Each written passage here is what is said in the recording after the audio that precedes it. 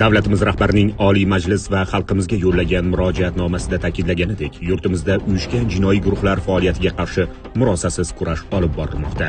Mazkur yo'nalishdagi chora-tadbirlar doirasida Samarqand viloyati Ichki ishlar boshqarmasi, Davlat xavfsizlik xizmati Samarqand viloyati boshqarmasi hamda viloyat prokuraturasi xodimlari hamkorligida o'tkazilgan tadbirda yollanma qotillik jinoyatining oldi olindi.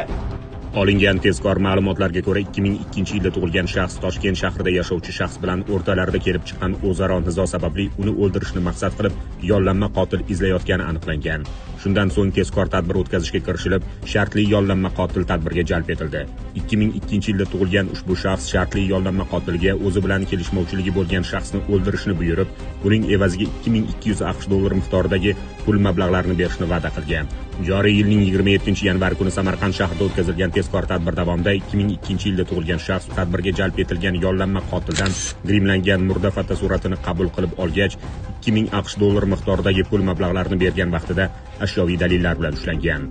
U bilan olib borilgan tezkor surishtiruv harakatlari davomida qo'lga olingan ushbu shaxs o'zi ishlab kelayotgan mas'uliyati cheklangan jamiyatning 1996-yilda tug'ilgan rahbari, Toshkent shahrida yashovchi qarindoshi bilan oldindan mavjud bo'lgan nizolari hamda katta miqdordagi qarzi sababli qotil yollashga buyurtma bergani aniqlanib, mazkur shaxs ham qo'lga olindi.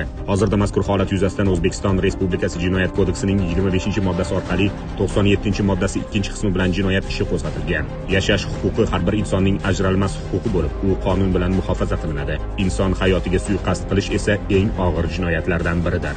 Shu o'rinda eslatib o'tamiz, amaldagi qonunchilikka ko'ra, qasddan odam o'ldirish jinoyatini sodir etgan shaxs umrbod ozodlikdan mahrum qilishgacha bo'lgan jazoga tortiladi.